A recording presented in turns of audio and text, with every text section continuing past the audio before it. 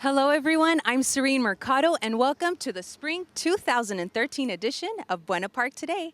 If you've taken a stroll through our parks, have you noticed the new lighting lately? Well, we'll be speaking with Community Services Manager Dale Curata to learn more about the upgraded lighting system and its benefits to our community.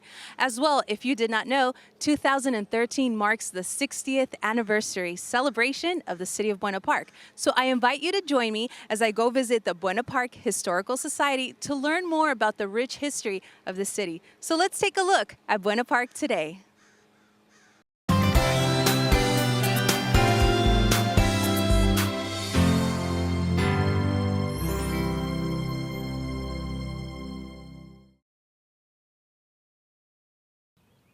So here we are at Bellis Park. I'm here with Parks and Recreations Manager Dale Curata. Thank you so much for joining me today. Nice to see you here. Well, we know that there is an upgrade in the lighting system. Can you tell us a little bit about when these were installed and why? Well, the installation is complete now. Here we are in March of 2013. It's been under construction for a couple months now. The reason that we moved forward with this project, we've been pursuing this for many years now, is that the athletic field lighting systems at all of our ball fields were pretty much outdated, and they were getting to the point where they weren't as safe that we would like them to be. What were some of the issues that you were experiencing? Well, the old system was about 40 years old, maybe even longer, and a lot of the problems that we had were it was costing too much to run the lights and too much to maintain the lights, and we were getting some complaints from the participants that the lights weren't as effective as they should be. So all of these factors led to we needed to move forward with upgrading the lights. These lights at all of our fields service all of our youth sports organizations. So here at Bellis Park we have Buena Park National Little League, we have Buena Park American Youth Tackle Football, Buena Park American Youth Soccer Organization uses it, as well as the City Youth Sports. And then over at San Antonio, the girls softball program is there. Absolutely. And I've been here for a little bit, and I've seen there's lots of residents that just come out to enjoy, have food or walk around. Oh, sure. And part of our thought behind the athletic field lighting, not only to make it safer for the participant, we also added some minor security lighting to the backlights of these poles to make all of our parks a little bit more safer. We kind of just generally feel the more activity we have in the parks, the better it is, and more safe it is overall. Absolutely. And what are the things that make these lights particularly special and the improvement is shown in them? Well, these lights are much more energy efficient.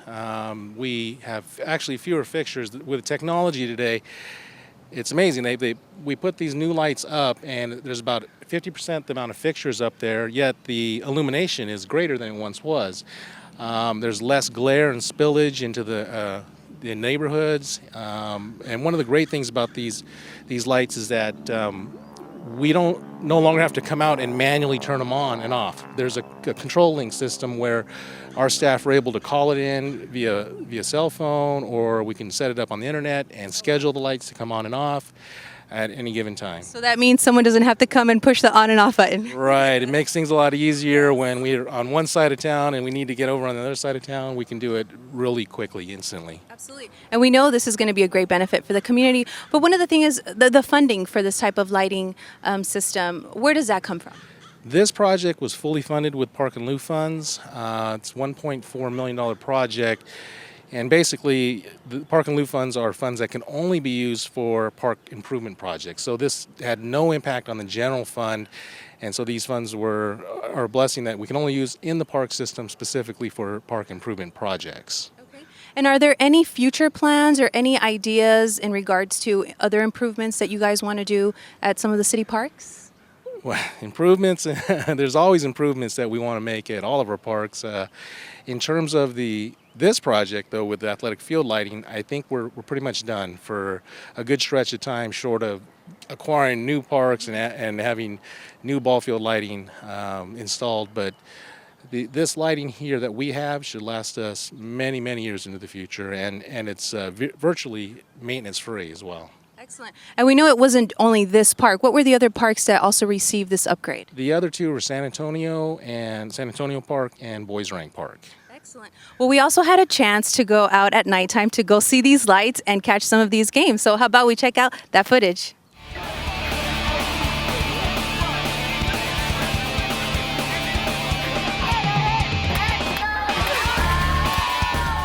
The new lights are great. It's a lot brighter here. Before, I remember many kids were having accidents because they couldn't see the balls. I think it's great that the city's put the lights in.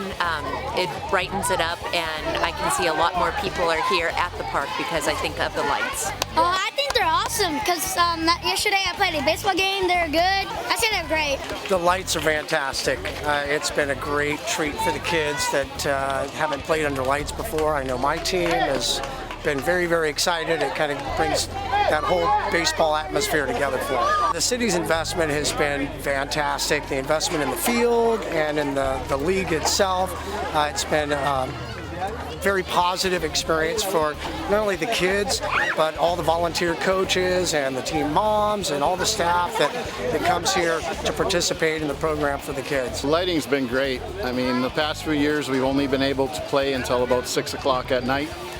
The kids now can come out about 5 o'clock in the evening. They can stay till about 7, even 8 o'clock at night. So the kids love it. We really appreciate Mayor Beth Swift and Fred Smith and the rest of the city council coming through with the lights. The league really appreciates it, and I know the parents do as well. Well, I think it's better. You can have more games, you can stay later, and it just helps the league out, period. It's awesome. You can't go wrong with lights at night. The city is just tremendous. They've really gone out and put their foot forward to help the kids in this neighborhood.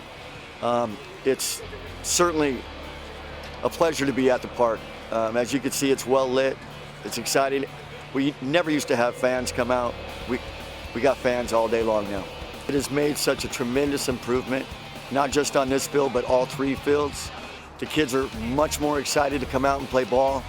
It's just changed the whole atmosphere around the park. It's actually pretty nice because if you have a lot of homework and you gotta work on it and have practice later, it's easier for the coaches and for the players to get this stuff done.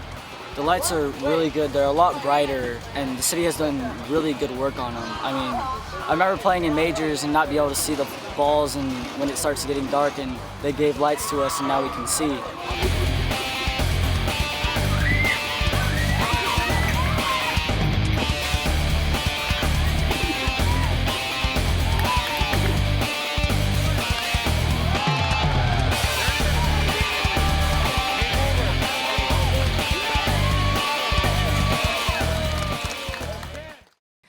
So we got to see how much the residents are enjoying these new lights, and families are coming out to just have fun and feel safe at the same time. So any invitation you have for the residents to come out and enjoy the parks now that they're, a little bit more illuminated? I encourage everybody to visit all the parks in Buena Park.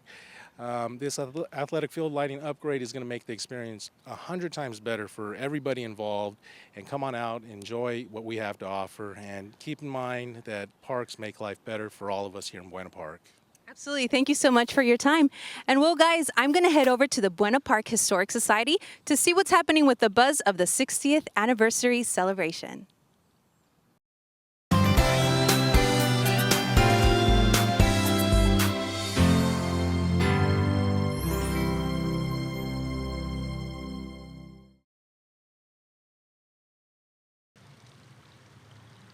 So here we are at the beautiful Whitaker Janes Estate, and I'm accompanied by Mr. Art Brown, who is the Buena Park Historic Society curator. Thank you so much for having us here. Well, it's a pleasure to be out here today with you.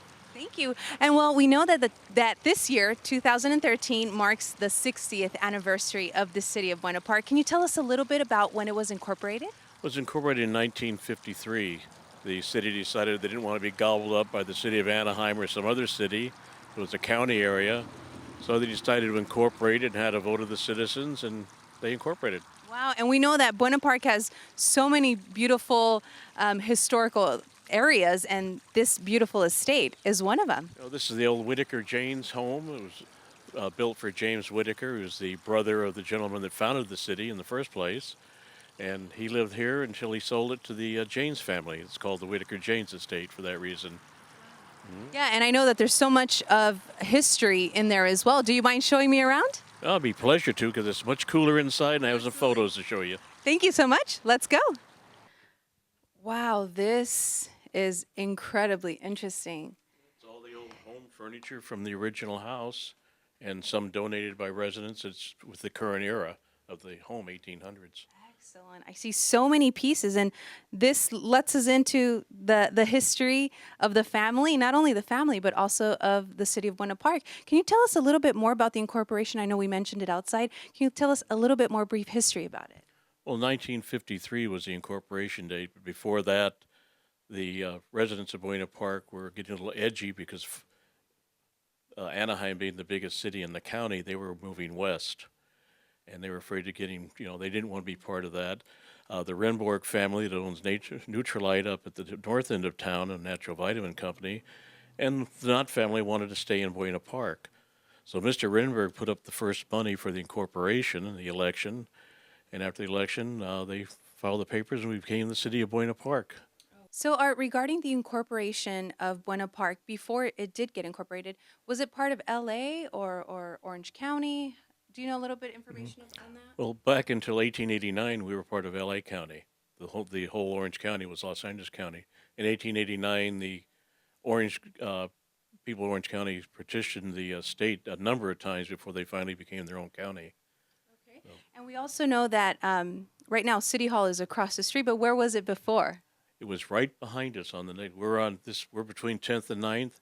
It was a 9th Street, just a little bit west of Beach Boulevard. There used to be a large water tower there, and they had the volunteer fire department there also. And later on, after incorporation, we had what they call public safety officers. They are both firemen and police officers. They carried their fire turnout gear in the trunk of their car. And we're also celebrating their 60th anniversary. Yes. And what would you say commemorates the 60th anniversary? What's the one thing that just highlights it? Just the fact we're still here after 60 years. There's so many cities in the state of California have gone bankrupt, gone back to the county. It's the fact that the city is well managed and always has been, and they're very far-sighted and made sure they had enough money in the bank to keep going. And also, you've been a council member, and can you tell us a little bit about the history of the council members here? What's the number of council members that the city has had? We have 5 council people. The first election was for 5, and then they serve their 4-year terms, or some of them up to 8 years. I think I am the second longest serving councilman in the history of Buena Park, the longest being 24 years. So we've had a pretty good longevity on the council people here. They've all been re-electable. In many cities, they serve one term and they're gone. Exactly. Well, I know we have some images, so let's go ahead and take a look at some of those images of the history and the past of Buena Park. Okay.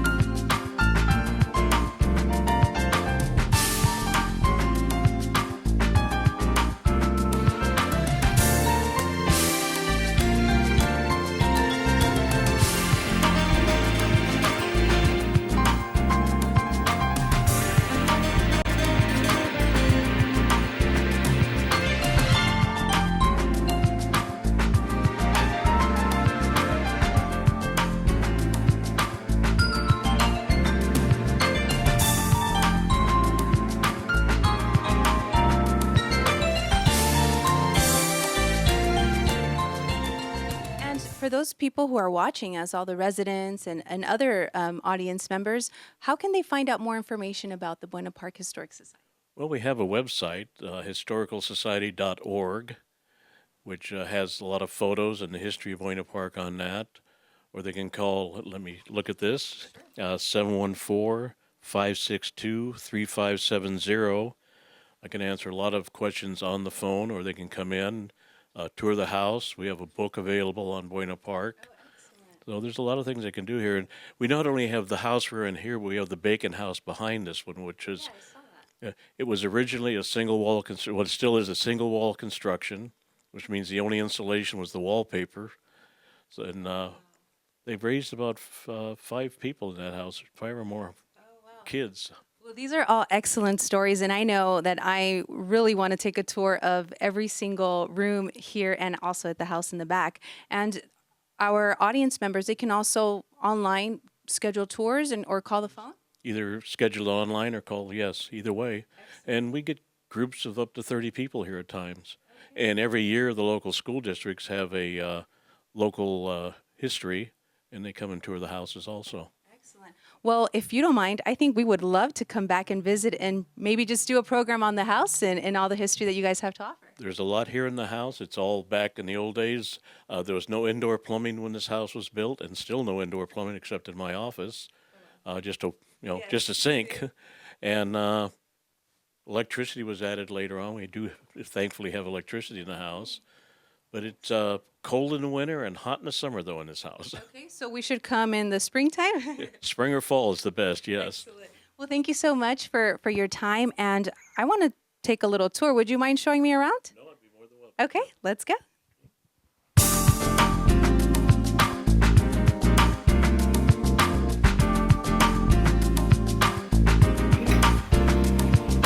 Oh, give me Central.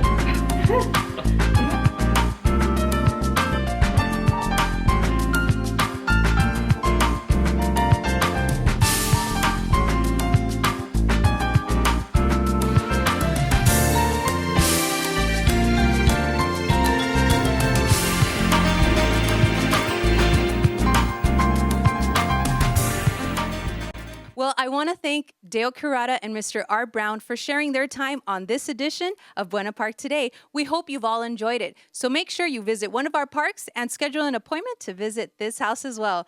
For Buena Park Today, I'm Serene Mercado. See you next time. Before we go, here are a few items we'd like you to know about. The Buena Park Police Department's Relay for Life golf tournament is this March 25th. For more information, visit their website at bppd.com. The annual extravaganza is Saturday, March 30th. Bring out the kids for a great time and the annual Easter egg hunt. The Buena Park City Hall and Police Department open house is coming this May 4th. Pancake breakfast, police demonstrations, station tours, and more. It's a great time for the whole family. Also, Buena Park High School seniors and college students, are you interested in majoring in communications? The Buena Park Cable Foundation is offering grants to qualifying students of up to $5,000. Sign up online at buenapark.com. And just as a reminder, as summer is approaching, remember to sign your kids up for youth summer camps, and concerts in the park will be going on again, both starting in June. There is always something happening in the city of Buena Park. You can find it all in the Buena Park Today. You can also view the Buena Park Today online on the city website at buenapark.com. Just look for the icon of the Buena Park Today. Click it, and soon you'll find a class or activity you and your children would like to do. Follow us on Twitter and like us on the official City of Buena Park Facebook page. There, you'll also find a little of everything, from information about our city services and upcoming events to discounts offered by our entertainment venues such as Knott's Berry Farm, Medieval Times, and Pirates Dinner Adventure.